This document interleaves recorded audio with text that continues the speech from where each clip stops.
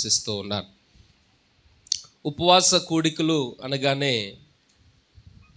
చాలాసార్లు మనం వింటాం, ఇవి దిద్దుబాటు కూడికలు అని. ఏం దిద్దుకోవాలి అనేటువంటి విషయానికి వస్తే, మన ఆత్మీయ జీవితాన్ని దిద్దుకోవాల్సినటువంటి వారమై ఉన్నాం. మనము ఈ లోకము నుండి, ఈ పాపపు లోకము నుండి మనము పూర్తిగా విడిపించబడలేదు. అంటే నేను చెప్పే మాట మీరు చాలా జాగ్రత్తగా గ్రహించాలి. మనం పాపము నుండి విడిపించబడ్డాము, కానీ ఈ పాపపు లోకము నుండి పూర్తిగా విడిపించబడలేదు. మనము ఈ పాపపు లోకము నుండి ఎప్పుడు విడిపించబడతాము అంటే, దేవుడు మనల్ని నరులారా తిరిగి రండి అని పిలిచినప్పుడు కానీ, లేక ఆ పిలుపు రాకుండానే దేవుడు మధ్యాకాశానికి వచ్చినప్పుడు కానీ మనము పూర్తిగా ఈ పాపపు లోకము నుండి విడిపించబడతాం. మనము ఈ పాపపు లోకములో జీవిస్తూ ఉన్నప్పుడు ఈ లోకము మనల్ని ఏం చేస్తుంది అంటే ఊరిస్తుంది. ఏం చేస్తుంది? ఊరిస్తుంది. ఊరించటం అంటే మనందరికీ తెలుసు. పిల్లలు పప్పలు తింటూ ఉంటే పక్క పిల్లల్ని ఏం చేస్తారు? లాలీపప్పు తింటూ ఉంటే ఎలా ఉంటుంది అని చెప్పేసి ఆడుతూ ఉంటారు. అనుకోకుండా చేతిలోని జారిపోయింది అనుకో, బల్లి అంటారు కదా, రైట్? అలాగా చిన్నప్పుడు మనకి ఊరించడం అంటే మనందరికీ తెలుసు. పాపం, ఈ లోకము చాలా భయంకరమైనది. ఈ పాపపు లోకం మనల్ని ఏం చేస్తుంది అంటే పరిశుద్ధంగా బ్రతకనియదు, యథార్థంగా ఉండనియదు, ఏదో ఒక రకంగా మనల్ని వెనకకు లాగుతూనే ఉంటుంది, పడవేయాలని చూస్తూనే ఉంటుంది. వాడిగల బాణాలు వస్తాయి, వాడిగల మాటలు వస్తాయి. ఎంతో భయంకరంగా నువ్వు ఎలాగా పరిశుద్ధంగా ఉండాలని ఎంత కట్టుదిట్టంగా నీ హృదయాన్ని కాపుదల కాసుకున్నా కానీ హృదయము మనల్ని ఏం చేస్తుందంటే మోసం చేసేస్తుంది. ఏం చేస్తుంది? హృదయము మోసం చేస్తుంది. ఆ మోసంలో పడ్డామని ఎప్పుడు తెలుస్తుంది అంటే పడిపోయాక తెలుస్తుంది. ఎప్పుడు తెలుస్తుంది? పడిపోయాక మనకు తెలుస్తుంది. అయ్యో నేను పడిపోయానని. మనం పడిపోయిన తర్వాత తెలిసాక మనము లేచి నిలవబడి మరలా దానిని వదిలిపెట్టి రాగలుగుతామని అంటే వెంటనే రాలేం. ఒక రోజుని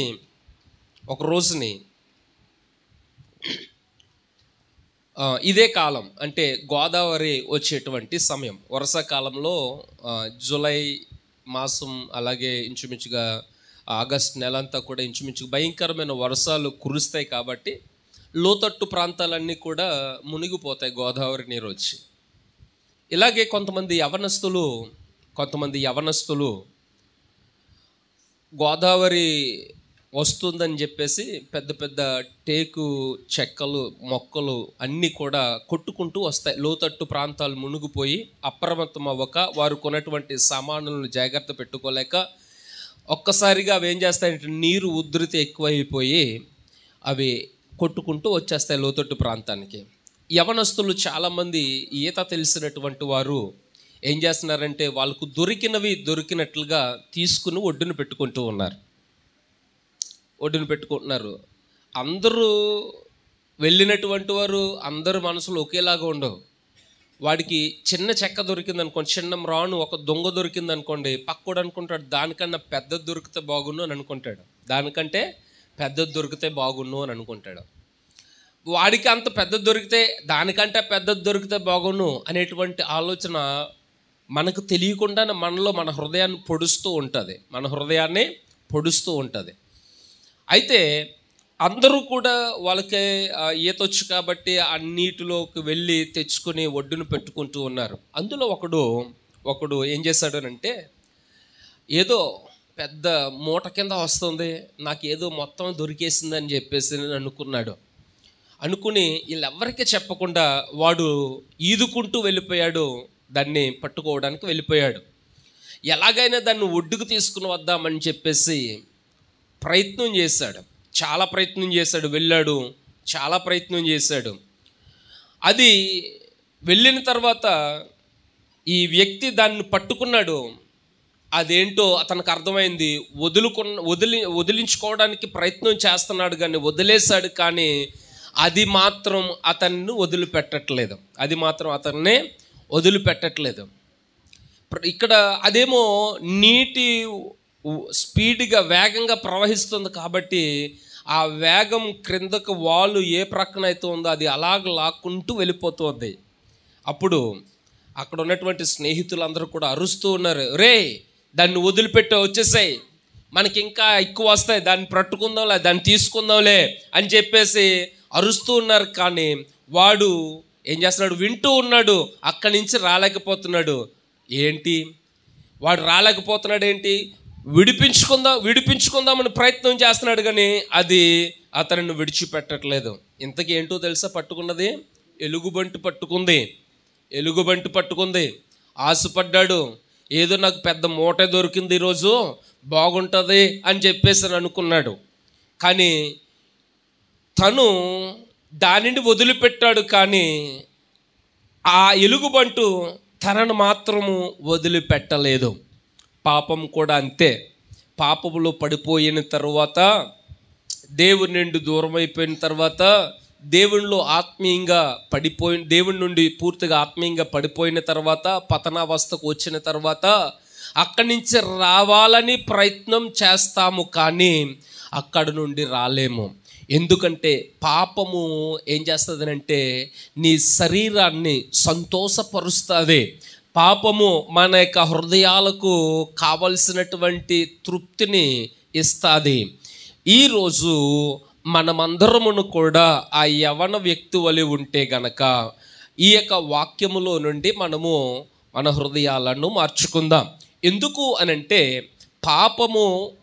పాపాన్ని మనము వదిలిపెట్టి మనము దేవునికి దగ్గరైతే దేవుడు తన యొక్క కృపా వలయమును మన చుట్టూ ఉంచుతాడు. మన ఆలోచనలు కూడా ఆ కృప ద్వారానే బలపరుస్తాడు, మనలను పరిశుద్ధంగా మారుస్తాడు.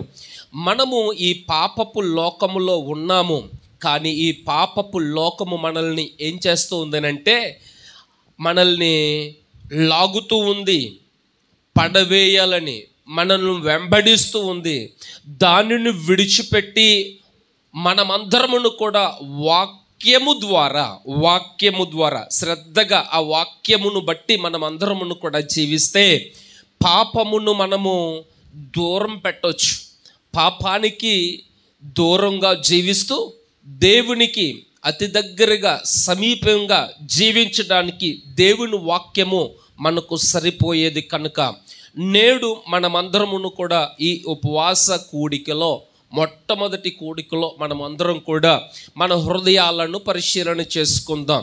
ఇతరులను మనం ఎవ్వరూ పరీక్షించొద్దు. మనము పరీక్షించడానికి మనకు అధికారం లేదు. మన హృదయాలను పరిశోధించు దేవుడికే తప్ప మనకు ఇతరులను తీర్పు తీర్చటము కానీ ఇతరులు అది చేస్తున్నారు అది వారికి నాకు కాదు అనుకోవటం సరికాదు. మనము ఇక్కడ ఉన్న మనము ఏం చేయాలి అని అంటే ఇది నా కొరకే, ఈ వాక్యము ఈరోజు నా కొరకే. ఎందుకనంటే పాపము లేకుండా ఎవరునూ లేరు, పాపముతో ఉంటూ ఉన్నారు. పాపపు లోకములో ఉన్నాము కనుక ఈ పాపపు లోకములో నుండి విడిపించడానికి యేసుక్రీస్తు ప్రభువారు ఈ లోకానికి శరీరధారిగా వచ్చాడు. ఈ విషయం మనందరికీ కూడా తెలుసు. అందుకనే ఆయనను సొంత రక్షకునిగా అంగీకరించి మనము పాపపు లోకములో కానీ పాపములో ఉండకుండా పాపమును క్షమించేటువంటి దేవుని దగ్గరికి వచ్చాం. ఈరోజు దేవుడు ఈ ఆత్మీయ జీవితం ఏదో సాగిపోతుంది అని అనుకుంటున్నారు చాలామంది క్రైస్తవ జీవితం ప్రతి ఆదివారం ఆరాధనకు వెళ్తూ ఉన్నాను, నాలో పాపం లేదు అని అనుకుంటున్నారు. ప్రతి బుధవారం కానీ లేకపోతే శుక్రవారం కానీ ఉపవాస కూడికలు కానీ నియమిక దినాలకు కానీ కృతజ్ఞత కూడికలకు లేకపోతే ఎక్కడ వాక్యం విన్నా మనం అనుకుంటాం ఆ కాసేపు వాక్యం వినైతే సరిపోతుంది, వెళ్ళిపోయి కూర్చుంటే సరిపోతుంది అని అనుకుంటున్నాము. కానీ వాక్యం ఏమాత్రము హృదయంలో పని చేయట్లేదు. వాక్యము హృదయంలో పని చేయకపోతే పాపము ఏలుబడి చేస్తుంది. పాపానికి అధికారం ఎక్కువైపోతుంది, పాపానికి బలం ఎక్కువైపోతుంది. కనుక ఈ సమయంలో మనమందరమును కూడా దేవుని వాక్యమునకు చోటిస్తే, దేవుని వాక్యమును బట్టి మన హృదయాలను పరిశీలన చేసుకుంటే మనమందరమును కూడా పరిశుద్ధులముగా యథార్థముగా ఆయన వచ్చేటువంటి రాకల్లో ఎత్తబడే సంఘముగా ఉంటామని ఈ సమయంలో మీ అందరికీ కూడా నేను తెలియచేస్తున్నాను. మనం అందరము కూడా ఇందాక చదివినటువంటి భాగంలో అక్కడ ఇశ్రాయేలీలు అందరూ కూడా ఏం చేశారు అని అంటే దేవునికి వ్యతిరేకంగా తిరిగారు. వాక్యమును బట్టి వారు జీవించుట లేదు అనేటువంటి విషయాన్ని చదివాం. వాక్యానికి వాస్తవానికి నేను ఆ మాట చెప్పను, కానీ అక్కడ ఉన్నటువంటి ఒక మాట 5వ వచనంలో వారు దేవునికి విరోధముగా పాపము చేశారు. ఏంట దేవునికి విరోధముగా పాపము చేయటం అని అంటే దేవుని కట్టడలను అనుసరించుటలేదు, దేవుని వాక్యాన్ని వారు అనుసరించుటలేదు. వారు దేవుని వాక్యమును అనుసరించక వారు దేవునికి విరోధముగా పాపము చేశారు. దేవునికి విరోధముగా పాపము చేశారు. దేవునికి విరోధముగా చేసినటువంటి పాపాన్ని సహితము క్షమించగలిగేటువంటి దేవుడు మన మధ్యనున్నాడు. దేవునికి స్తోత్రం, హల్లెలూయా. ఈరోజు మనమందరమును కూడా ఆ రీతిగా మనము ఏం చేద్దామనంటే గోనె బట్ట కట్టుకుని ఉపవాస కూడికల్లో ఎక్కువగా ఈ మాట మనము వింటూ ఉంటాం. గోనె బట్ట కట్టుకోవడం అంటే ఏంటి, దాని అర్థం ఏంటి అసలు? గోనె బట్ట కట్టుకోవడం ఏంటి? గోనె బట్ట అంటే ఇంగ్లీష్లో సాక్ క్లాత్ అని ఉంటుంది. సాక్ అంటే సంచి. గోనె సంచులు ఉంటాయి కదా, వాస్తవానికి వాటిని మీద పరుచుకుని అని అంటారు. అందుకని ఒక ఆయన పశ్చిమ గోదావరి జిల్లాలో బూడిద పోయించుకుంటాడు మీద, నెత్తిమించి బూడిద పోయించేసుకుంటాడు. అంటే వాక్యం ఉన్నట్లుగా వేసేసుకుంటాడు ఆయన. వాస్తవానికి అది కాదు తగ్గించుకోవడం అంటే బూడిద పోయించుకోవడం, అది కాదు. బూడిదలో కూర్చున్నారంటే అది కాదు. మనకున్న స్థితిని విడిచి తగ్గించుకుని దేవునికి దగ్గర అవ్వటమే దేవునికి స్తోత్రం, హల్లెలూయా. ఇప్పుడు ఒక మేనేజరు నువ్వు, లేకపోతే ఒక ప్రాంతానికి కార్పొరేటర్ నువ్వు, లేకపోతే ఒక ప్రెసిడెంట్, ఒక జడ్పీటీసీవి, లేకపోతే ఒక నాయకుడివి, నువ్వు దేవుడిని నమ్ముకున్నావు, వాక్యానుసారంగా జీవించట్లే. నువ్వేం చేయాలో తెలుసా? నీకున్నటువంటి స్థితి ఏ పొజిషన్ అయితే ఉందో, ఏ నాయకత్వంలో అయితే నీవు ఉన్నావో, ఏ పోస్టులో అయితే నీవు ఉన్నావో, ఆ స్థితిని మరిచి అంటే స్థితిని వదిలిపెట్టి దేవునికి దూరమైన నీవు దేవుని దగ్గర మోకరిల్లి నీ స్థితిని తగ్గించుకుని ఉన్నటువంటి పాపమును విడిచిపెట్టి, గర్వమును విడిచిపెట్టి, అహమును విడిచిపెట్టి, సమస్త పాపములన్నిటిని కూడా విడిచిపెట్టి దేవునికి దగ్గరగా జీవించటమే ఏంటది? గోనె బట్ట కట్టుకోవటం. దేవునికి స్తోత్రం, హల్లెలూయా. అలాగున్న ఈ ఉపవాస కూడికలు ఏం చేస్తాయంటే నువ్వు గోనె బట్ట కట్టుకోవటం వలన దేవుని కృపను పొందుతావు. దేవునికి స్తోత్రం. ఏం చేస్తావు? నువ్వు దేవుని కృపను పొందుతావు. గోనె బట్ట కట్టుకోవటం అంటే తగ్గించుకోవటం అంటే మనందరికి బాగా తెలుసు. తనను తాను తగ్గించుకున్నవాడు హెచ్చించుకున్నవాడు. కానీ మనం ఏం చేస్తూ ఉంటాం? హెచ్చించుకుంటూనే ఉంటాం. కాబట్టి ఉపవాస కూడికలో మన హృదయమును ఒక్కసారి వాక్యముతో పరిశీలన చేసుకుందాం, వాక్యానికి చోటిద్దాం. వాక్యము హృదయపు లోతుల్లోనికి వెళితే కనుక ఆ వాక్యమును బట్టి మన హృదయము పరిశోధించబడి పాపం ఏమైనా ఉంటే నీకు తెలియపరుస్తుంది. వాక్యము అద్దముగా మారి అద్దము నిన్నేం చేస్తుందంటే అద్దంలో చూసుకుంటే ముఖం మీద ఉన్నటువంటి ప్రతి ముటుమ కనబడుతుంది. ఉన్న ముటుములను సరిచేసుకోవడానికి, ఏమైనా మచ్చలు ఏమైనా ఉంటే సరి చేసుకోవడానికి మనకు ఉపయోగపడుతుంది. కాబట్టి మనము వాక్యపు వెలుగులోనికి, వాక్యం అనే అద్దమునకు మన హృదయంలో చోటిస్తే ఖచ్చితంగా ఆ వాక్యం మనల్ని మారుస్తుంది. వాక్యమునకు అంత శక్తి ఉంది. ఒక వ్యక్తి గుణగణములను మార్చగలిగే శక్తి ఈ లోకంలో ఎవరికైనా ఉన్నదంటే లేదు, ఒక వాక్యమునకు తప్ప. దేవునికి స్తోత్రం, హల్లెలూయా. ఈ సమయంలో మనం అందరం కూడా ప్రతి ఉపవాస కూడికలో మాట్లాడుకునేటువంటి ఆ వాక్య భాగం, చదువుకునేటువంటి వాక్య భాగానికి వెళ్ళిపోదాం.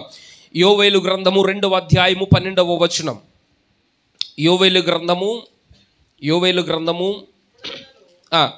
2వ అధ్యాయము 12వ వచనంలో, ఇప్పుడైనను మీరు ఉపవాసం ఉండి కన్నీరు విడిచుచు దుఃఖించుచు మనఃపూర్వకంగా తిరిగి నా యొద్దకు రండి, ఇదే యెహోవా వాక్కు.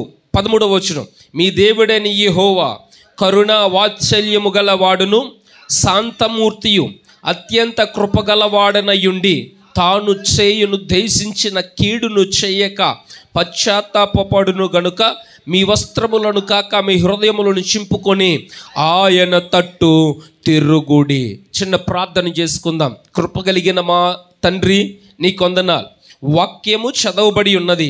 ఈ వాక్యము మా నాయన మా హృదయములలో ఫలించినట్లు ఈ వాక్యము వైపు మమ్మల్ని ఆకర్షించి నడిపించమని విన్నటువంటి బిడ్డలందరూ కూడా ప్రభువా, ఇది దేవుని మాట, నేను ఖచ్చితంగా ఆయన వైపు నేను చూడాలి, ఈరోజు ఆయన మాట ద్వారా ఆశీర్వదించబడాలి అని తెలుసుకున్నట్లు సహాయము దయచేయండి నాయన.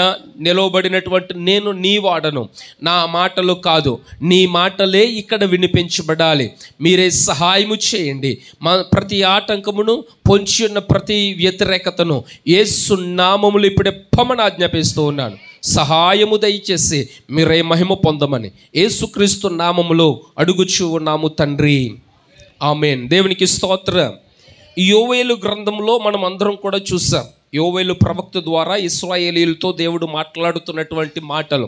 ఇక్కడ ఇశ్రాయేలీయులు ఏం చేశారనంటే దేవుని సముఖములో చేయవలసినటువంటి ఆరాధన కార్యక్రమములన్నిటినీ కూడా ఆపివేశారు.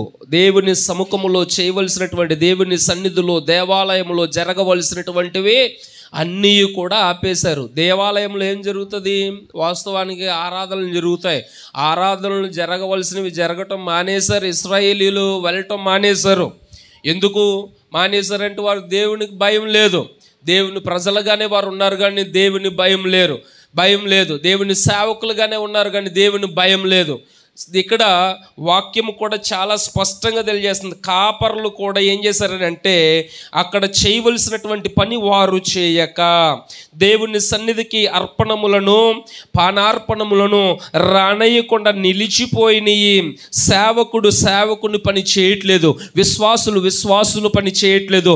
దేవుని మందిరమునకు రావాల్సినటువంటి వారు దేవుని మందిరమునకు రావట్లే. కనుక ఇవన్నీ ఆగిపోయినాయి. కనుక అక్కడ ఇశ్రాయేలీలందరూ కూడా భయంకరమైన పరిస్థితుల్లోనికి వెళ్ళిపోతే యెహోవా వాక్కు యోవేలు ద్వారా ప్రకటిస్తూ ఉన్నాడు. ఇప్పుడైనను మీరు మనఃపూర్వకంగా ఏమన్నాడు? ఉపవాసం ఉండి కన్నీళ్లు విడిచుచు దుఃఖించుచు మనఃపూర్వకంగా. ఈ మాటను మనం ఎలా చూడాలో తెలుసు అంటే నేను చదువుతాను, మీరందరూ కూడా ఇక్కడ అంటూ ఉన్నాడు, కన్నీరు విడిచుచు దుఃఖించుచు మనఃపూర్వకంగా తిరిగి నా యొద్దకు రండి. అంటే కన్నీరు విడిచుచు మనఃపూర్వకంగా నా వైపు తిరగండి. మనము ఆయన వైపు తిరగాలి. అంటే నువ్వు ఏ వైపుకు తిరుగుతున్నావు? నేను ఇంతకు ముందు చెప్పినట్లుగా లోకం మనలను ఆకర్షిస్తూ ఉంది, లోకం మనల్ని లాగేస్తూ ఉంది, లోకపు విషయాలు మనల్ని ఏం చేస్తున్నాయి? బాగుగా ఆకర్షిస్తూ ఉంది. ప్రియులరా, ఒక్క విషయాన్ని ఆలోచన చేద్దాం. ఎందుకనంటే ఎంత భక్తిగా ఉన్నటువంటి వాడైనా లోకం చాలా సులువుగా పడేస్తుంది. ఎంత భక్తిలో ఉన్నటువంటి వ్యక్తినైనా సరే లోకం చాలా సులువుగా పడేస్తుంది. తెలీదు, పడిపోయిన తర్వాత తెలుస్తుంది. మొన్న మా అన్నయ్య గారు అబ్బాయి అడావుడిగా ఆఫీస్ నుంచి వస్తూ ఉన్నాడు. ఆఫీసులో ఏం తగిలిందో తెలియదు, గోరు లెగిసిపోయింది తెలియలేదు. ఆఫీసులో అలా నడుచుకుంటూ వచ్చాడు, రక్తం అంతా కూడా రక్తం అయిపోయింది. బయటకు వచ్చాక అక్కడ ఉన్న వాచ్మెన్ చూసి, సార్ మీ కాల్కి రక్తం వస్తుందని అంటే, ఇలా చూసుకున్న తర్వాత అదంతా రక్తమయం. ఎక్కడి నుంచి అంటే ఆఫీసులో నుంచి అలా నడుచుకుంటూ వచ్చాడు. అంటే వాడికి గోరు లెగిసిపోయినా కానీ వాడికి ఏం తెలియలేదు, నొప్పి తెలియలే. పాపం కూడా ఏం చేస్తుందో తెలుసా? పాపంలో ఉంటే ఎంత హాయిగా ఉంటుందో, పాపంలో ఉన్నంతసేపు బాధ తెలీదు. బాధ ఎప్పుడు తెలుస్తుంది? మనం చాలా జాగ్రత్తగా ఆలోచన చేయాలి. దానిని మనసు పెట్టి ఆలోచన చేసిన తర్వాత చూడండి, ఒక వ్యక్తి నీటిలో మునిగి ఈత ఈదుతూ ఉంటే నీటి భారము తెలీదు. తెలుస్తుందా? నీటి భారం తెలుస్తుందా? ఈత అంటే తెలుసా? పోనీ ఈత గోదావరిలో ఈత ఈదటం, కాలువలలో ఈత ఈదుతారు కదా.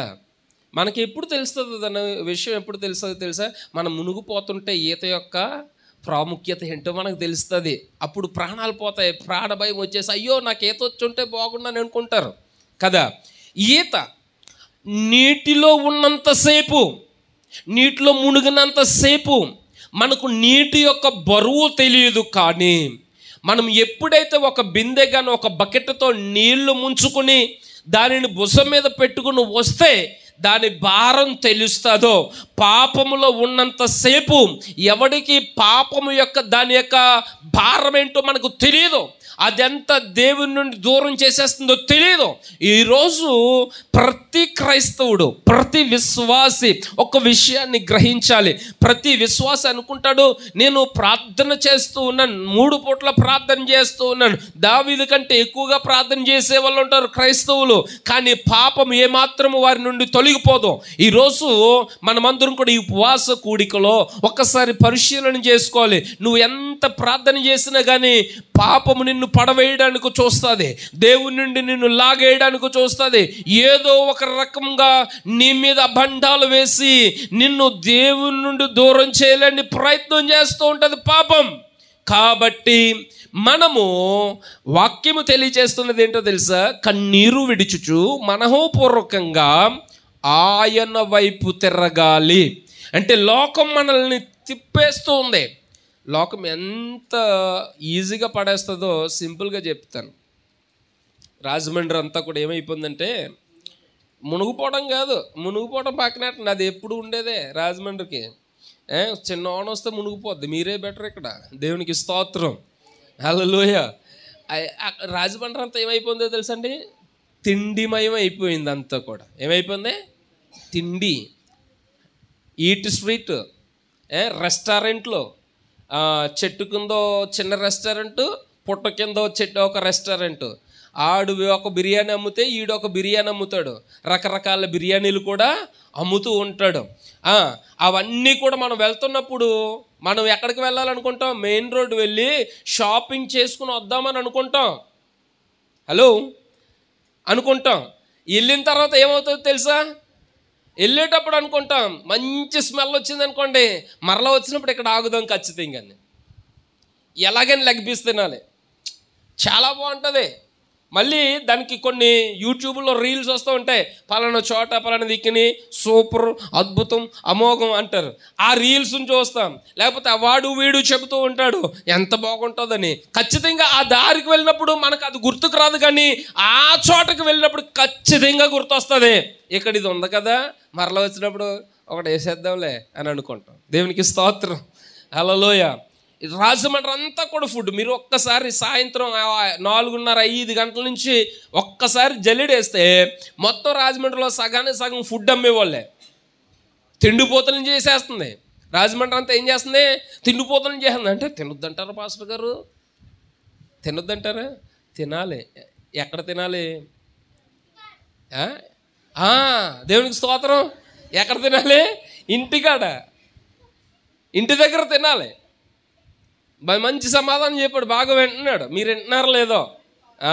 దేవునికి స్తోత్రం, హల్లెలూయా. హల్లెలూయా చెప్పండి, హల్లెలూయా.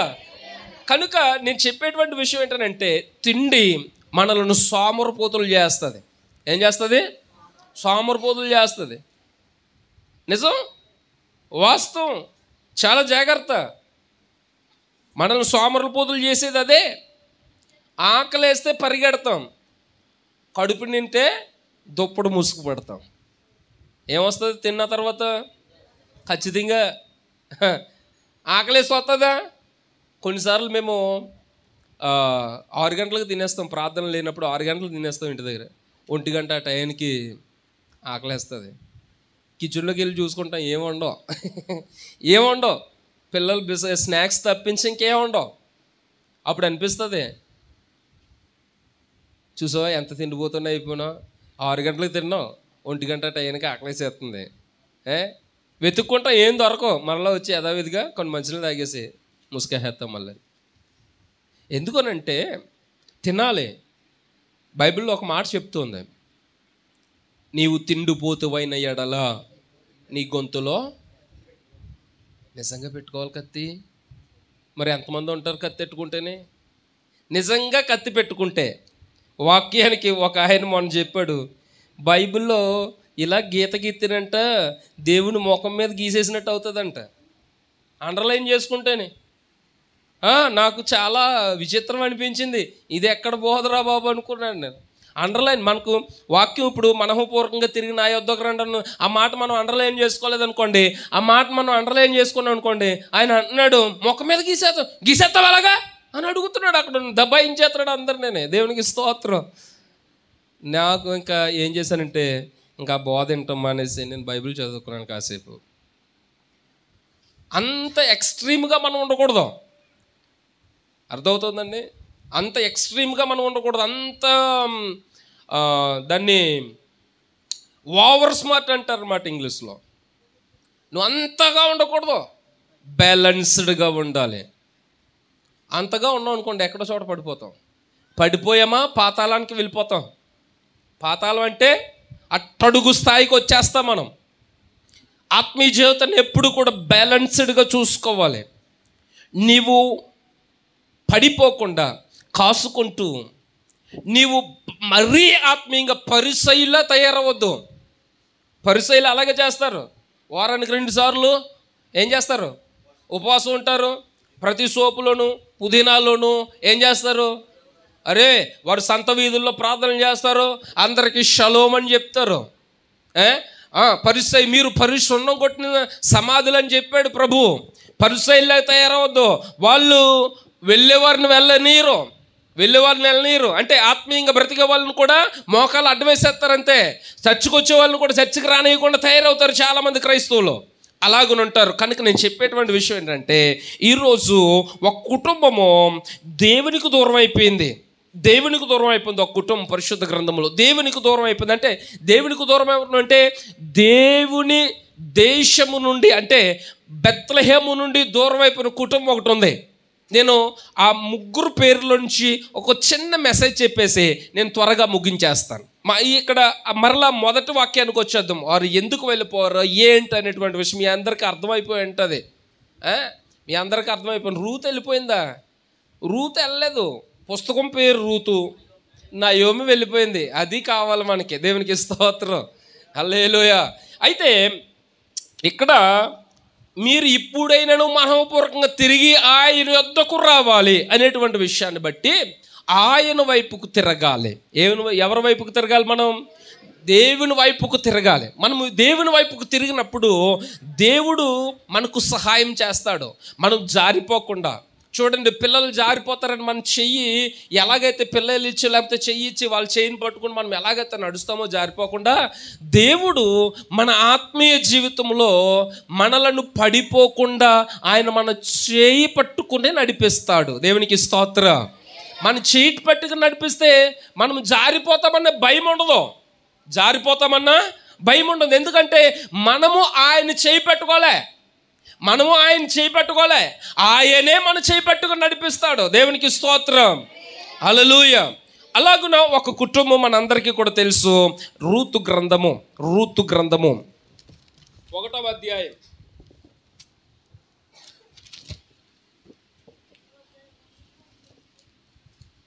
1 నుండి 3 వచనాలు చదువుదాం.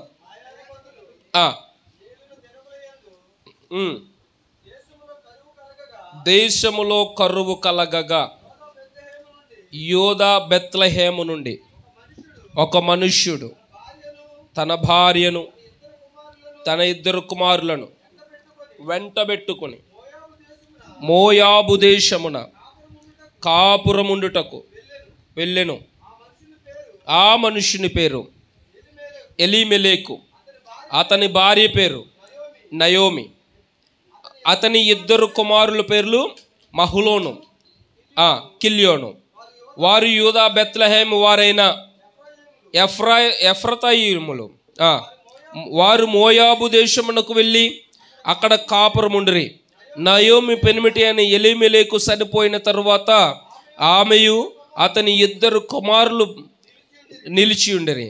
వారు మోయాబు స్త్రీలను పెండ్లు చేసుకుని వారిలో ఒక దాని పేరు వార్పా, రెండవ దాని పేరు రూతు.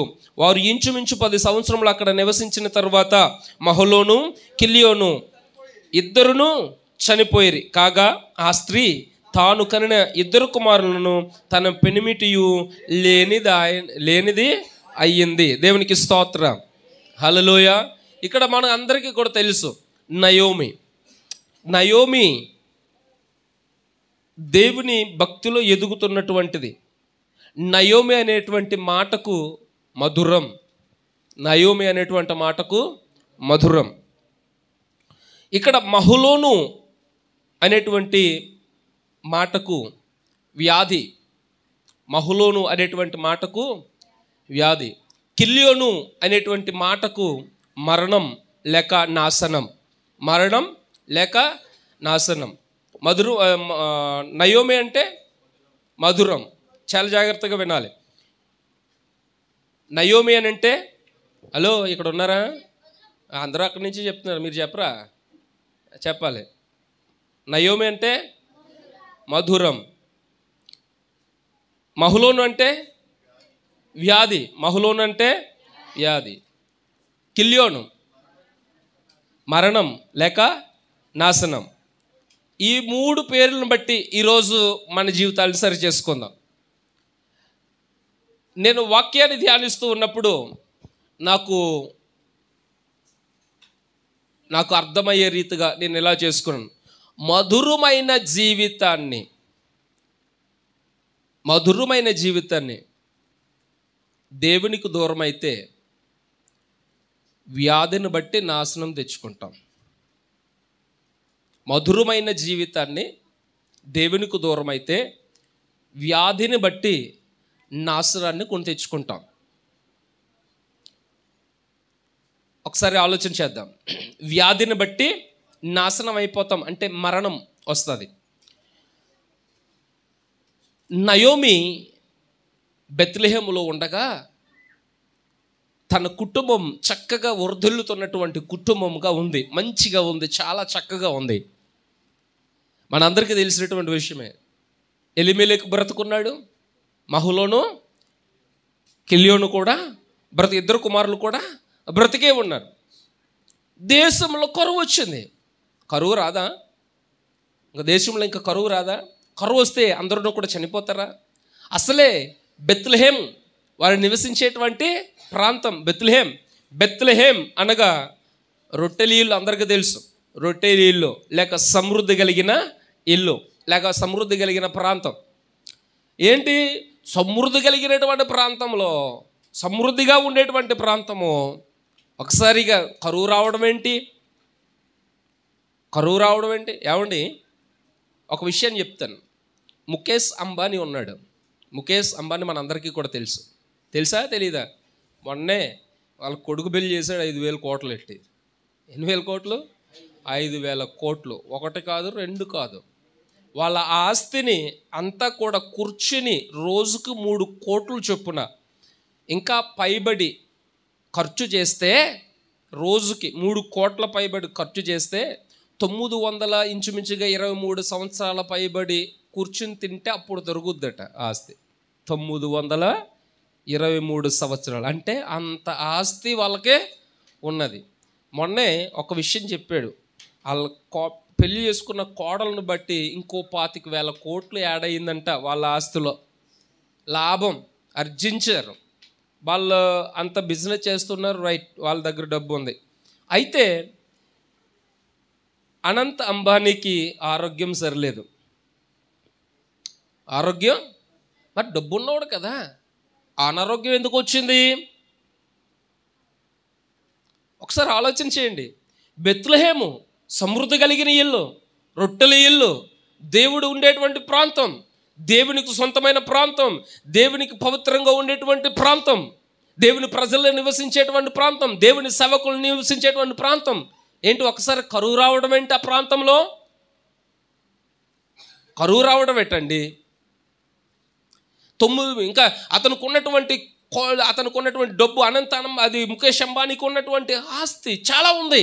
వాళ్ళకే పెద్ద ఒక మంచి స్పెషాలిటీ కలిగినటువంటి హాస్పిటల్ కూడా ఉంది. అక్కడికి మంచి మంచి డాక్టర్స్ వస్తారు, మంచి డాక్టర్స్. మరి ఏమి అది అతనికి ఉన్నటువంటి వ్యాధిని నయం కూడా చేయలేనటువంటి డాక్టర్స్ కూడా ఉన్నారు. దేవునికి స్తోత్రం. వాళ్ళకు ఉన్నటువంటి హాస్పిటల్లోనే వాళ్ళ కొడుకు యొక్క రోగాన్ని నయం చేయలేనటువంటి డాక్టర్స్ ఏమన్నారో తెలుసా? ఎప్పుడు చనిపోతాడో తెలియదట. ఏంటది? ఎప్పుడు చనిపోతాడో తెలియదు. అయినా సరే అమ్మాయి ముందుకు వచ్చింది పెళ్లి చేసుకోవడానికి. నేను చెప్పేటువంటి విషయం ఏంటంటే, సమృద్ధి ఎంత సమృద్ధి అని అంటే 900 సంవత్సరాలు పైబడి కూర్చుని తింటే తరగని ఆస్తి ఉన్న అతనిలో లోటు ఏంటంటే ఆరోగ్యం సరిలేదు. బెత్లెహేము, నేను అది చిన్న ఉదాహరణగా పెట్టాను, కానీ దాన్ని మీరు ఎక్కువగా ఆలోచన చేయొద్దు. దాని గురించి ఎక్కువగా ఆలోచన చేయొద్దు, వాక్యం గురించి ఎక్కువ ఆలోచన చేద్దాం. ఇక్కడ బెత్లెహేములో సమృద్ధి కలిగినటువంటి ప్రాంతంలో కరువు రావడం ఏంటి? కరువు రాదా? ఖచ్చితంగా కరువు వస్తుంది. పాలు తేనెలు ప్రవహించు దేశం దేవుడు ఇశ్రాయేలీయులకు ఇచ్చాడు. కరువు వచ్చిందా? వచ్చింది, వస్తుంది, ఖచ్చితంగా వస్తుంది. ఎందుకు వస్తుంది అంటే దేవుని కట్టడలను మరిచి తిరిగే జనముగా అయిపోయారు. దేవుని మరిచి తిరుగుతూ ఉన్నారు. ఆరాధన లేదు, మందిరానికి ప్రజలు రావట్లేదు, దేవుని మందిరానికి రావట్లేదు, పానార్పణలు ఆగిపోయినాయి, నైవేద్యాలు ఆగిపోయినాయి, దేవుని సన్నిధిలో వేయవలసినటువంటి ధూప నైవేద్యములు అన్నీ కూడా ఆగిపోయినాయి. దేవుడంటే భయం లేని ప్రజలుగా తిరుగుతూ ఉన్నారు. కాబట్టి వస్తాయి. అది సమృద్ధి కలిగిన ప్రదేశమైన వస్తుంది. కనుక ఈ సమయంలో ఇశ్రాయేలీయులు కూడా ఏం చేస్తున్నారంటే, ఇశ్రాయేలీయులకి దేవుని భయం లేదు. ఇశ్రాయేలీయులకి ఏమి లేదు? ముఖ్యంగా మనం ఆలోచన చేస్తే దేవుని భయం లేదు. అందుకని యెషయా ప్రవక్త అంటాడు, 1వ అధ్యాయం 2వ వచనంలో అంటాడు ఒక మాట. యెషయా గ్రంథం 1వ అధ్యాయము 2వ వచనంలో చాలా స్పష్టంగా వాక్యాన్ని చదువుదాం. యెహోవా మాట్లాడుచున్నాడు, ఆకాశము ఆలకించుము, భూమి సెవియొగ్గుము. నేను పిల్లలను పెంచి గొప్పవారిగా చేశాను, వారు నా మీద తిరుగుబాటు చేశారు. దేవునికి స్తోత్రం. ఏం చేశారు? పిల్లల్ని దేవుడు ఏం చేశాడండి? పెంచాను, గొప్పవారిగా చేశాను, వారు నా మీద తిరగబడ్డారు. ఎక్కడి నుంచి పెంచుకొచ్చాడు? అబ్రహాము దగ్గర నుంచి పెంచుకొచ్చాడు దేవుడు. అబ్రహాముతో చెప్పాడు, ఇదిగో నీ సంతానాన్ని నేను ఆశీర్వదిస్తాను, నీ సంతానానికి ఈ యొక్క దేశం ఇవ్వబోతున్నాను వాగ్దానం చేశాడు, నిబంధనను చేశాడు. అక్కడి నుండి మొదలు దేవుడు వారికి చేసినటువంటి ప్రతి నిబంధనను వారి పట్ల నెరవేరుస్తూ వచ్చాడు. ఇస్సాకునిచ్చాడు, యాకోబునిచ్చాడు. యాకోబు ద్వారా వచ్చిన సంతానమును బట్టి ఇశ్రాయేలును ఆశీర్వదించడం మొదలుపెట్టాడు. యాకోబు ఉన్న ప్రాంతంలో కరువు వచ్చింది. అప్పుడు అన్నాడు, అప్పటికే యోసేపుని దేవుడు ఏం చేశాడు? ఐగుప్తు దేశాన్ని పంపించాడు. యాకోబు ఉన్నటువంటి ప్రాంతంలో కరువు వచ్చింది కాబట్టి వారు ఎక్కడికి వెళ్ళిపోయారు? ఆహారం తీసుకురావడానికి ఐగుప్తుకు వెళ్ళారు. అక్కడ దేవుడు ఆశీర్వదించాడు. కాబట్టి ఏం చేశాడంటే ఈ యాకోబు ఇశ్రాయేలీయులు అందరూ తనకు పుట్టినటువంటి సంతానం అంతా కూడా ఎక్కడికి వెళ్ళిపోయారు? ఐగుప్తు దేశానికి వెళ్ళారు. కరువు వచ్చింది. కరువు సహజమే. కరువు దేవుడు ఆశీర్వదించినటువంటి ఏ ప్రాంతంలోనైనా కొన్నిసార్లు కరువులు వస్తాయి. ఎందుకు వస్తాయనంటే దేవుని మీద తిరుగుబాటు చేస్తే ఖచ్చితంగా కరువు వస్తుంది. దేవుణ్ణి విడిచి తిరిగితే ఖచ్చితంగా బాధలు వస్తాయి, శ్రమలు వస్తాయి, సమాధానం ఉండదు, నెమ్మది ఉండదు, సంతోషం ఉండదు, భయంకరమైన రోగాలు వస్తాయి, కొన్నిసార్లు మరణమే వస్తుంది. ఎందుకు వస్తుంది అనంటే దేవునిని విడిచి తిరిగితే ఖచ్చితముగా దేవుడు దానికి ప్రతిఫలమును అనుగ్రహిస్తాడు. ఏది విత్తుతామో ఆ పంటనే మనము కోస్తాము. కాబట్టి ఈ సమయంలో ఇక్కడ నయోమి ఏం చేస్తుంది అంటే, నయోమి ఇదిగో కరువు వచ్చింది కనుక తన భర్తతో మాట్లాడి, పిల్లలు మనం అందరం కూడా ఎక్కడికి వెళ్ళిపోదాం? మోయాబుకు వెళ్ళిపోదాం. ఎక్కడికి వెళ్ళిపోదాం? మోయాబుకు వెళ్ళిపోతే అక్కడ ఆహారం సమృద్ధిగా ఉంది. మోయాబు లోతుకు పుట్టినటువంటి సంతానం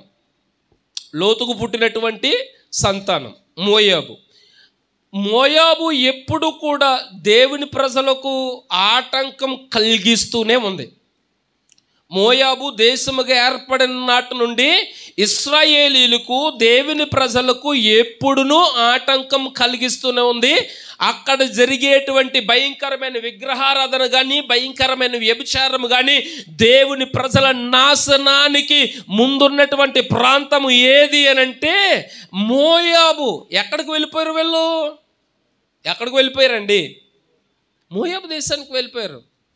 దేవునిని విడిచి, దేవుని దేశాన్ని విడిచి, దేవుడు ఆశీర్వదించిన ప్రదేశాన్ని విడిచి, సమృద్ధి కలిగినటువంటి ప్రాంతమును విడిచి ఎక్కడికి వెళ్ళిపోయారు? ఎక్కడికి వెళ్ళిపోయారు? మోయాబుకు వెళ్ళిపోయారు. పాపం వైపు తిరిగారు. చూడండి పాపం ఎంత స్పష్టంగా వారి కుటుంబాన్ని లాగుతూ ఉందో.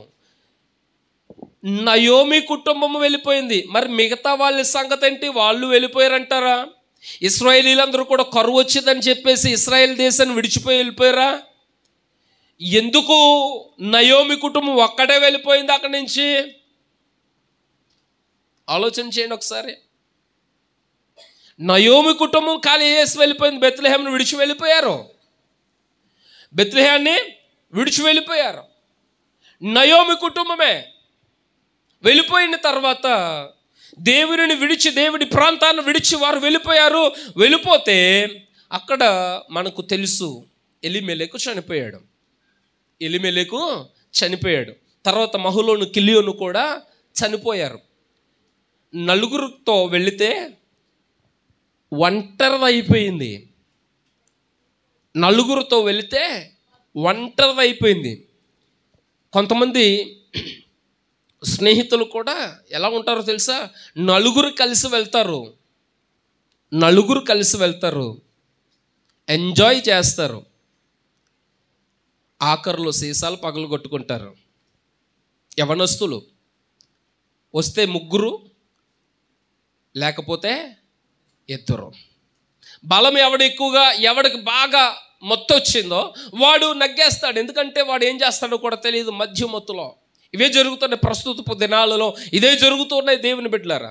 యవన బిడ్డలుగా చాలామంది ఏం చేస్తున్నారంటే దేవునికి దూరం అయిపోతూ ఉన్నారు.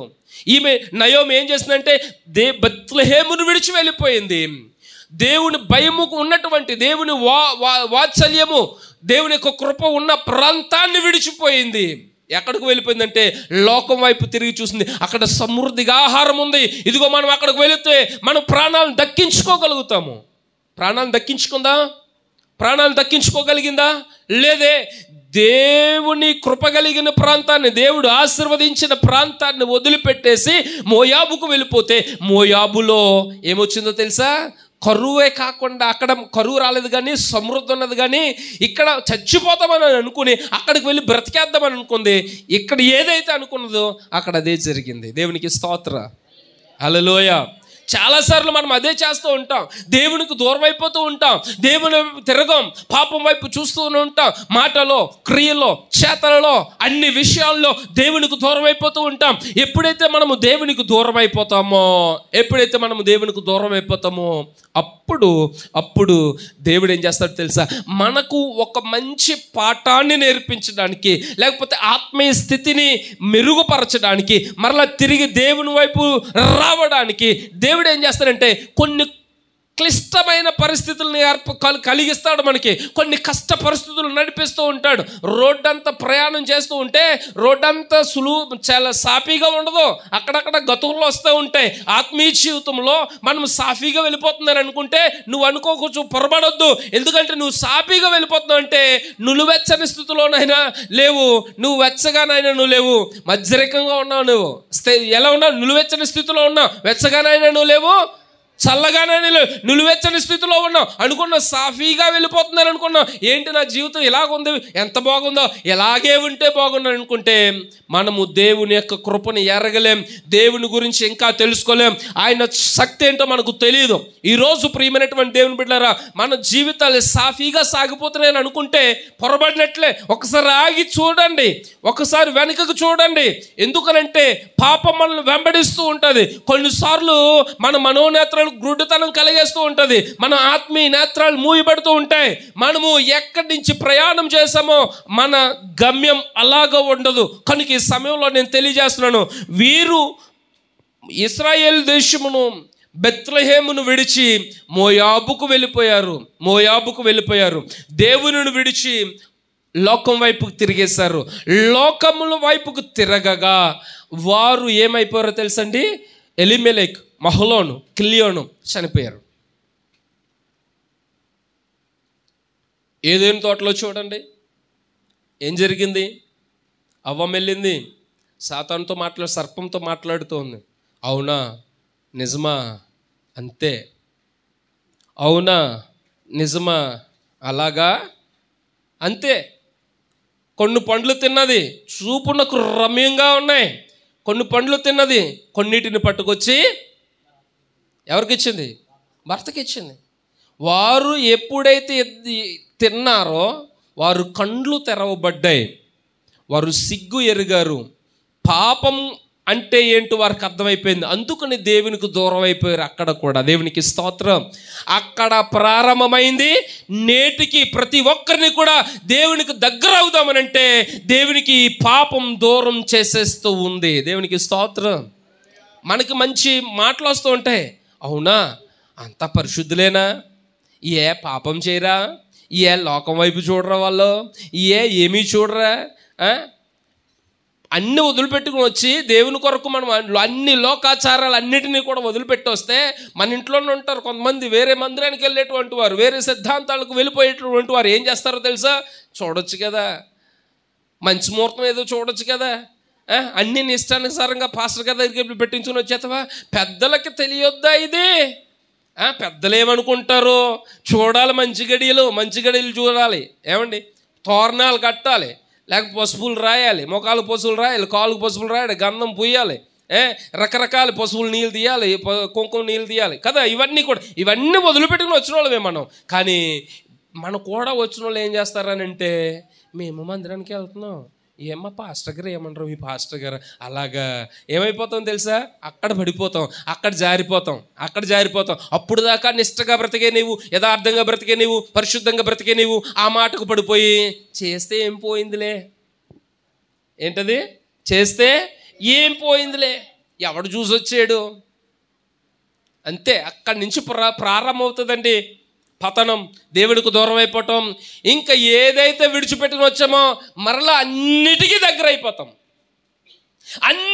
అయిపోతాం. మరలా అక్కడి నుంచి రావాలి అని అంటే దేవుడు గట్టిగా మొత్తుతేనే కానీ మనం రాము. గట్టిగా మొత్తుతేనే కానీ మనకు మన పిల్లల మీద నడ్డి మీద గట్టిగా ఒకటి వేసామనుకోండి, అయ్యి బాబోయ్ ఇది నేను చేయకూడదు, చేస్తే మరలా ఇంకొక అట్టు తిరగేసేస్తారు నాకు అని చెప్పేసి ఏం చేస్తారండి? మా అంటారు కదా. పిల్లల్ని కొడతారండి? కొట్టాలి. పిల్లల్ని ఏం చేయాలి? కొట్టాలి. చీపురు గట్ట తిరగేయాలి అప్పుడప్పుడును. బెత్తం వాడాలి, కంపల్సరీ వాడాలి. ఎందుకంటే వాళ్ళు మన మాట వినరు, బెత్తం మాట వింటారు. ఏం చేస్తారు? మన మాట వినరు, వాళ్ళు బెత్తం మాట వింటారు. బెత్తం సుర్రును పడ్డది అనుకోండి, అప్పుడు మన మాట వింటారు. దేవునికి స్తోత్రం చెప్పండి. హల్లెలూయా. పిల్లలంటే గారమే ఉండొచ్చు, గారం నేరం అయిపోద్ది. ఏమవుతుంది? గారం నేరం అవుతుంది. కనుక గారంగా ఉండొచ్చు, కానీ మరీ అంత ఘోరంగా ఉండకూడదు. మరీ అంత ఘోరంగా ఉంటే అంత నేరం అయిపోతుంది. కనుక ఈ సమయంలో నేను తెలియజేస్తాను దేవుని బిడ్డలారా, నేను ఇంచుమించుగా కొద్ది నిమిషాల్లో నేను ముగించేస్తాను. ఒకసారి ఆలోచన చేయండి. ఈ కుటుంబము బెత్లెహేము నుండి దూరం అయిపోయింది అంటే దేవుని సమృద్ధి గల ప్రాంతము నుండి దూరం అయిపోయింది, కృప కలిగిన ప్రాంతము నుండి దూరం అయిపోయింది, లోకం వైపు చూడటం ప్రారంభించింది, మోయాబు వైపు చూడటం ప్రారంభించింది. పాపం వైపు ఎప్పుడైతే చూసిందో తన భర్తను కోల్పోయింది, పెద్ద కుమారుని చిన్న కుమారుని కూడా కోల్పోయి ఇప్పుడు మధురంగా ఉన్నటువంటి జీవితం కాస్త చేదుగా అయిపోయింది. ఒంటరితనం వచ్చేసింది. ప్రియమైనటువంటి దేవుని బిడ్డలారా, దేవుని వాక్యం తెలియజేస్తుంది ఏంటో తెలుసా? ఇప్పుడైనను ఉపవాసం ఉండి ఏం చేయాలి?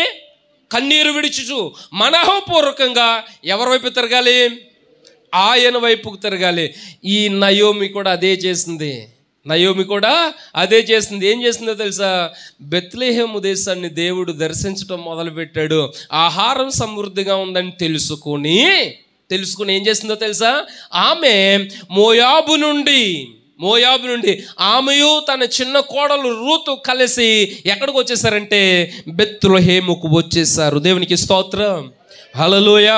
ఒకసారి ఆలోచన చేయండి దేవుని బిడ్డలారా. మనమందరం కూడా కొన్నిసార్లు దేవునికి దూరం అయిపోతూ ఉంటాం. పాపం మనల్ని దేవుడిని ఏం చేస్తుందో తెలుసా, దేవునికి మనకి మధ్య దూరాన్ని పెంచేస్తుంది. దేవుని ముఖమును చూడకుండా, దేవుని ప్రసన్నతను పొందకుండా, దేవుని కాపుదలని, దేవుని ఆశీర్వాదాన్ని చూడకుండా మనల్ని దేవుని నుండి దూరం చేసేస్తుంది. కనుక ఈ సమయంలో నేను తెలియజేస్తున్నాను, ఏ పాపము నిన్ను పట్టుకుంటుంది, ఏ పాపము నిన్ను దూరం చేసేస్తుంది, ఏ కారణాలు, ఏ క్రియలు నిన్ను దూరం చేసేస్తున్నాయి దేవుని నుండి, ఒక్కసారి ఆగి చూసుకుని మనము ఏ పాపమునైతే చూసి సంతోషిస్తూ అక్కడే ద్రొల్లుతున్నామో అక్కడ నుండి ఒక్కసారి ఆగి, ఇది నిజమైనది కాదు, ఇది దొంగ ఊబి లాంటిది, నన్ను దేవుని నుండి దూరం చేసేస్తుంది, కాబట్టి నేను ఇక మీదట నేను దేవుని వైపు ఉంటాను, కానీ ఈ దొంగ ఊబిలో మాత్రం ఉండను, ఈ పాపములో మాత్రం నేను జీవించను, ఈ పాపానికి నేను దూరంగా ఉంటానని ఎవరైతే మనఃపూర్వకంగా ఉపవాసం ఉండి దేవుని సన్నిధిలో కన్నీరు విడుచుచు దుఃఖించుచు అడుగుతారు, వారి వైపు దేవుడు తనకు వాత్సల్యతను చూపిస్తాడు. దేవునికి స్తోత్రం. వాత్సల్యతను చూపించడం కాదు, ఆయన శాంతమూర్తి కలిగిన దేవుడు. నిన్ను నన్ను కూడా ఆశీర్వదిస్తాడు, నిన్ను నన్ను కూడా బలపరుస్తాడు, కోల్పోయిన ఆత్మీయ జీవితాన్ని తిరిగి దయచేస్తాడు, కోల్పోయిన యథార్థతను అనుగ్రహిస్తాడు. మనం ఎప్పుడైతే మనఃపూర్వకంగా ఆయన వైపుకు తిరుగుతామో, హృదయపూర్వకంగా ఆయన వైపుకు తిరుగుతామో, ఎప్పుడైతే తిరుగుతామో అప్పుడు ఖచ్చితంగా దేవుడు ఏం చేస్తాడో తెలుసా ప్రియులారా, మనలందరినీ కూడా ఏం చేస్తాడంటే తన వాత్సల్యం చేత, తన కృప చేత మనలను బలపరుస్తాడు. ఆయన కృప ఉంటే చాలు మనకి. దేవునికి స్తోత్రం. ఆయన కృప ఉంటే చాలు, ఆయన కృప మనల్ని బ్రతికిస్తుంది. ఆయన దయ ఉంటే చాలు, ఆయన దయ మనల్ని నడిపిస్తుంది, లేవనెత్తుతుంది. నీవు ఇప్పటిదాకా కోల్పోయిన ప్రతి ఆశీర్వాదాన్ని, ఇప్పటిదాకా కోల్పోయిన ప్రతి దీవెనను నువ్వు ఎప్పుడైతే తిరిగి మనఃపూర్వకంగా ఆయన వైపుకు తిరుగుతామో నీవు కోల్పోయింది దేవుడు రెండంతలుగా అనుగ్రహిస్తాడు. దేవునికి స్తోత్రం, హల్లెలూయా. ఇది వాక్యంలో ఉందండి, ఇది నా మాట కాదు. యోవేలు గ్రంథములో మనము చూస్తే, యోవేలు గ్రంథము 2వ అధ్యాయంలో మనము చూస్తే 23వ వచనంలో అంటున్నాడు, 22వ వచనంలో 21వ వచనం నుంచి మనం చదువుదాం. దేశమా భయపడక సంతోషించి గొంతులు వేయము, యెహోవా గొప్ప కార్యములు చేసెను. ఎప్పుడు గొప్ప కార్యాలు చేస్తాడు దేవుడు? ఎప్పుడైతే ఆయన వైపుకు తిరుగుతామో. ఎప్పుడండి? ఎప్పుడైతే ఆయన వైపుకు తిరుగుతామో, ఆయన తట్టు తిరుగుతామో, మనం లోకం వైపు కాక దేవుని వైపు ఎప్పుడైతే తిరుగుతామో అప్పుడు దేవుడు గొప్ప కార్యాలు చేస్తాడు. పశువులారా భయపడకుడి, గడ్డి బీళ్ళల్లో పచ్చక మొలుచును, చెట్లు ఫలించును, అంజూరపు చెట్లను ద్రాక్ష చెట్లు సమృద్ధిగా ఫలించును. సియోను జనులారా ఉత్సహించి మీ దేవుడైన యెహోవా యందు సంతోషించుడి. తన నీతిని బట్టి ఆయన తొలకరి వర్షములను మీకు అనుగ్రహించును. వాన కురిపించి పూర్వమందు వలె తొలకరి వర్షమును కడవరి వర్షమును మీకు అనుగ్రహించును.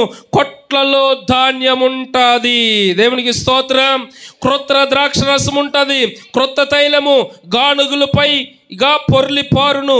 మీరు కడుపార తిని తృప్తి పొంది మీ కొరకు దేవుడు ఏం చేస్తాడంట? వింత కార్యములను జరిగించును. దేవునికి స్తోత్రం. ఏం చేస్తాడట? ఎప్పుడు చేస్తాడు ఇవన్నీ?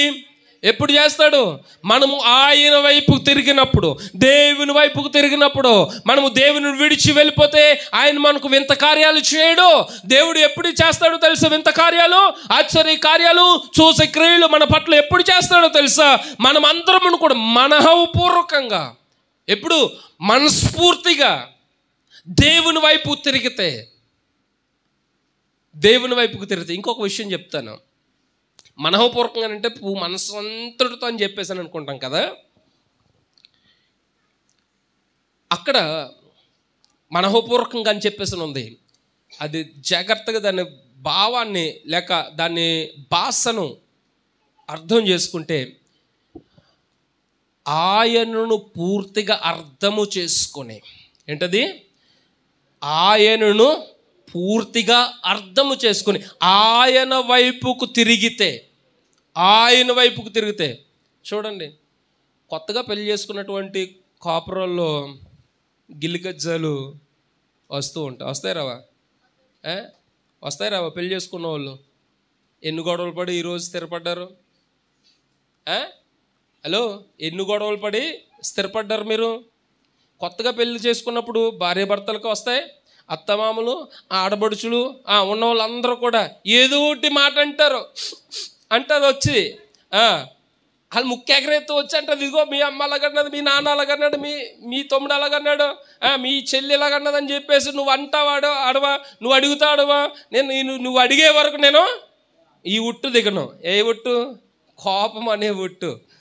అక్కడ కూర్చుంటారు, అక్కడి నుంచి దిగరు. ఇంకా వెళ్ళి అడిగిన తర్వాత వెళ్ళి అడిగొచ్చాను అన్నాను అనుకో, అబ్బాయి నాకు వినబడాలి, నువ్వేం అడుగుతున్నావా? ఊరుకోం కదా. దేవునికి స్తోత్రం, హల్లెలూయా కదా. ఇలాగూ నేనే ఏం చేస్తానంటే ఇలాగా గ్యాప్ వస్తూ ఉంటుంది, దూరం అయిపోతూ ఉంటారు.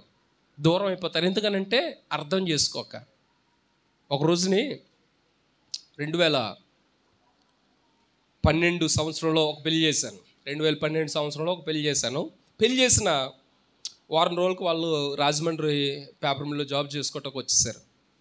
అక్కడ వాళ్ళ అన్నయ్య వాళ్ళు ఉన్నారు. వాళ్ళ అన్నయ్యకి కూడా పెళ్ళి అయిపోయింది. వాళ్ళ అన్నయ్య వాళ్ళ సొంత అక్క కూతురిని చేసుకున్నాడు, ఇతను వేరే బయట అమ్మాయిని చేసుకున్నాడు. పెళ్ళి కొడుకు వాళ్ళ అక్క కూడా దగ్గరలోనే ఉంది. వారు మా సంఘానికి వస్తారు. ఒక రోజుని ఆ పెళ్లి చేసినటువంటి వ్యక్తి వచ్చి అన్నాడు, అయ్యగారు ఇంట్లో మాకెవరికి పట్టలేదండి అని అన్నాడు. ఏమైంది అని అన్నాను. బాగానే ఉంటున్నారు కదా, అందరూ బాగానే పల్లికిలించుకుంటున్నారు కదా అని అన్నాను నేను. కాదండి, పైకి పల్లికిలించుకున్నా కానీ మాకు రాత్రి మాటలు నిద్ర ఉండట్లేదండి. ఈ అమ్మాయిని వేరుగా చూస్తున్నారు, మేనగోడల్ని బాగా చూస్తున్నారు అని చిన్న చిన్న మిస్అండర్స్టాండింగ్స్ ఉన్నాయండి. ఏం చేయమంటారు? మేము వేరే చోటకు వెళ్ళిపోమంటారా అని అంటే నేను అన్నాను, నువ్వు కంగారు పడకు, నువ్వు ఒక్క నెల ఆగు, నిన్నే ప్రక్కన పెడతారన్నాను నేను. నువ్వు ఒక్క నెల ఆగు అన్నాను. ఒక్క నెల, ఖచ్చితంగా ఒక్క నెలలోనే ఆడవాళ్ళందరూ ఒకటైపోయారు. వాళ్ళు సొంత మేనకోళ్ళు, ఆడబడుచు, ఈవిడ, ముగ్గురు ఒకటైపోయి ఈ మొగల్ని వేరు చేసేస్తున్నారు. అంటే వాళ్ళందరూ కలిసిపోయారు. ఇప్పుడు ఏ సమస్య లేదు. ఏంటి? అర్థం చేసుకోలేక, పూర్తిగా అర్థం చేసుకోక వారి మధ్య ఏమొచ్చింది? ఎడబాటు వచ్చింది. నేను చెప్పేటువంటి విషయం ఏంటంటే, దేవుని గురించి అర్థం చేసుకొని నేను వెంబడిస్తున్నటువంటి సమయంలో లోకం మనల్ని ఏం చేసిందంటే ఆకర్షించి దేవుని నుండి దూరం చేసేస్తే, ఇప్పుడు దేవుని వాక్యం ఏం తెలియజేస్తుంది? యోవేలు ద్వారా ఏం చెప్తున్నాడంటే, మీరు ఇప్పుడు ఉపవాసం ఉండి కన్నీరు విడుస్తూ మనఃపూర్వకంగా, హోల్ హార్టెడ్లీ, పర్ఫెక్ట్గా ఏం చేయాలంటే ఆయనను అర్థము చేసుకుని ఆయన వైపుకు తిరగండి. ఆయన వాత్సల్యము కలిగిన వాడు, కృప కలిగిన వాడు, శాంతమూర్తి అని చెబుతూ దేవుడి వైపు తిరిగితే దేవుడు ఎట్లా ఆశీర్వదిస్తాడని చెప్తున్నాడు? వింత కార్యాలతో ఆశీర్వదిస్తాడు. ఇప్పుడు దాకా ఎడారి లాంటి బ్రతుకును దేవుడు ఏం చేస్తాడో తెలుసా? తొలకరి వర్షముతో ఆయన ఆశీర్వదిస్తాడు. దేవునికి స్తోత్రం, హల్లెలూయా. అది నీ ప్రారంభం, దేవుని యొక్క దీవెనలకు ప్రారంభం. మనము ఎప్పుడైతే మనఃపూర్వకంగా ఆయన వైపుకు తిరుగుతామో, లోకం వైపు కాదు, ఆయన వైపుకు ఎప్పుడైతే మనం మనఃపూర్వకంగా తిరుగుతామో, తిరిగిన నాట నుండి దేవుడు నీ పక్షాన ఉంటాడు. తిరిగిన నాట నుండి నీ దీవించబడతావు, అద్భుత కార్యాలు చూస్తావు. నీ కిచెన్ సమృద్ధిగా ఉంటుంది. కిచెన్ సమృద్ధిగా ఉంటే నీ యొక్క ఇల్లాలు సంతోషంగా ఉంటుంది. ఎప్పుడైతే కిచెన్ సమృద్ధిగా ఉంటుందో ఇల్లాలు, ఆడవారు అందరూ సంతోషంగా ఉంటారు. ఆడవారు సంతోషంగా ఉన్నారంటే పిల్లలు, యజమానులు అందరూ సంతోషంగా ఉంటారు. అదే అంటున్నాడు అక్కడ. ఏమంటున్నాడు అక్కడ? వాక్యాలు ఏమంటున్నాడు? ఇదిగో మీరు కడుపారా తిని తృప్తి పొందుదురు. ఏం చేస్తారట? కడుపారా తిని తృప్తి పొందుతారు. అంటే అప్పుడు దాకా వారికి ఏమి లేదు, సమృద్ధి లేదు, ఆకలితో ఉన్నారు, అలమటిస్తూ ఉన్నారు. ఎందుకు? వారు దేవునికి దూరం అయిపోయారు. దేవుని వైపు తిరగలేరు, లోకం వైపు తిరిగి ఉన్నారు. అందుకనే నయోమి కూడా దేవునికి దూరం అయిపోయింది. ఆమె జీవితం బ్రతుకంతా కూడా అష్ట కష్టాల పాలైపోయింది, మారగా మారిపోయింది. ఇప్పుడు ఇక్కడ ఒక విషయాన్ని మనం అందరూ కూడా గమనిద్దాం. ఇప్పుడు మధురముగా ఉన్నటువంటి ఆమె మారాగా మార్చబడ్డది. ఇప్పుడు ఆమె మారాగా మార్చబడినటువంటి ఆ జీవితాన్ని దేవుడు అద్భుతంగా మార్చడానికి రూతును తీసుకుని వచ్చాడు. దేవునికి స్తోత్రం. హల్లెలూయా. రూతు అనే మాటకు సౌందర్యము, రూతు అనేటువంటి మాటకు సౌందర్యము. ఆ రూతు ఎప్పుడైతే అత్తయ్య అయినటువంటి నయోమితో వచ్చిందో, మారాగా ఉన్న ఆమె జీవితము మరలా మధురంగా మార్చబడ్డది. దేవునికి స్తోత్రం. హల్లెలూయా. వాళ్ళు మోయాబులో లేరు ఇప్పుడు. వారు ఎక్కడికి వచ్చేసారు తెలుసా?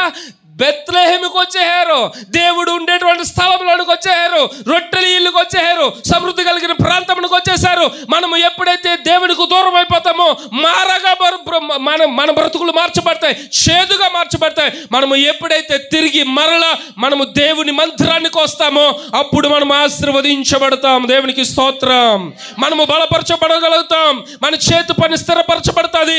అప్పుడు దాకా లేని నీ చేతులు నీవే ఇతరులకు ఇవ్వటం నువ్వు చూస్తావు. నీ కండ్లారా నువ్వు చూస్తావు. మాట మీద మనము నిలవబడే వారంగా ఉండాలి. మనము మాట మీద నిలవబడగలిగితే దేవుడు మన హస్తాలను బలపరుస్తాడు, మనలను ఆశీర్వదిస్తాడు. మాట మీద లేకపోవటం కూడా దేవునికి దూరం అయిపోవటమే. మన జీవితంలో, ఆత్మీయ జీవితాల్లో ఎన్నోసార్లు మాట ఇచ్చి వెనక తీసుకునేటువంటి వారమై ఉన్నాము. పాపం చేస్తూ ఉన్నాము.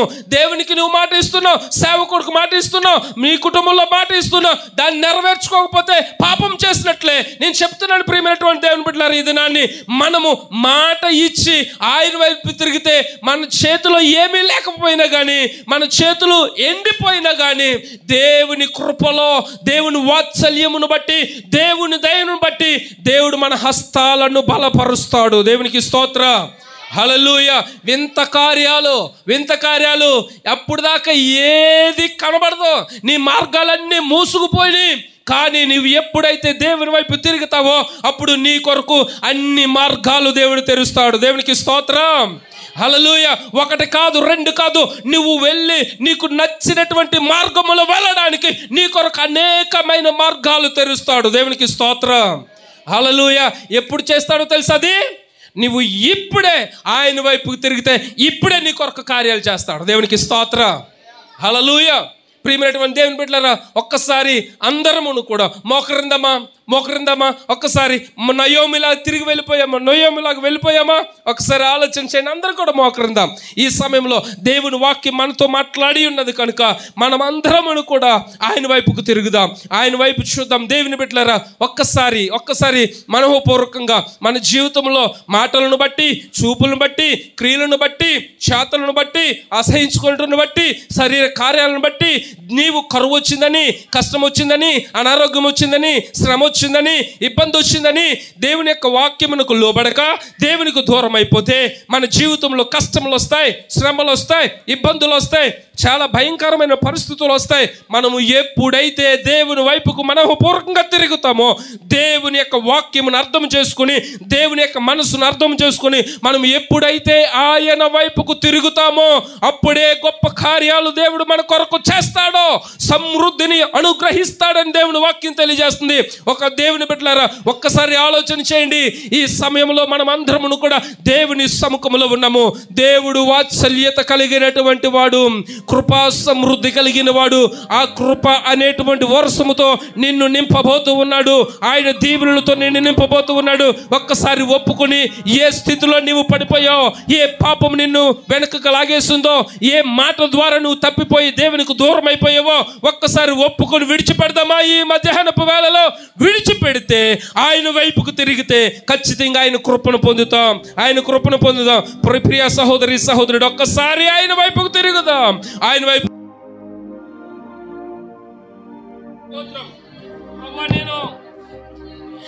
ప్రభువా, నేను నీకు దూరం అయిపోయినయ్యా, నీ కృపకు దూరం అయిపోయినయ్యా.